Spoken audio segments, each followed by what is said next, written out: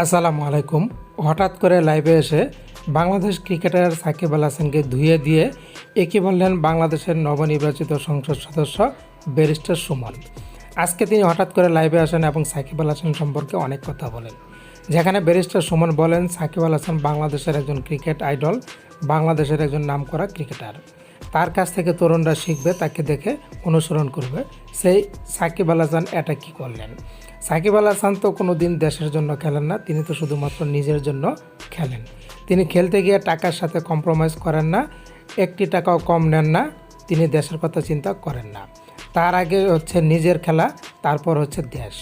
তিনি সব সময় নিজেকে আগে মনে করেন গুরুত্বপূর্ণ, তারপর দেশ।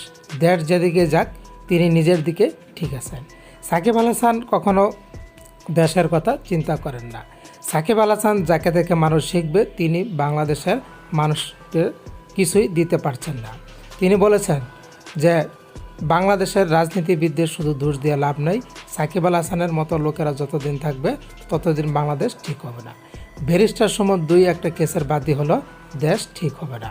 সাকিব আল হাসান নিজেকে যদি বদলাতে না পারে, তাহলে তরুণ প্রজন্ম তাকে দেখে কিছুই শিখবে না। সেটা হোক ক্রিকেট, হোক বা ফুটবল, সব ক্ষেত্রে বাংলাদেশ পিছিয়ে যাবে।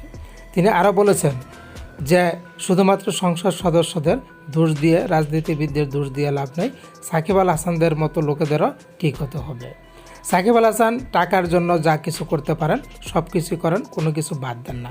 তিনি জুয়ার সাথে জড়িয়ে যান, জুয়ার মডেল হন, বিজ্ঞাপন করেন। সাকিব আল হাসান যদি এরকম কাজ করে থাকেন, তাহলে কিভাবে জনগণ তার প্রতি সমর্থন দেবে? এতে তিনি বলেন সাকিব সম্পর্কে আমি আর বেশি কিছু বলতে চাই না, সব কিছু আপনারাই বলবেন।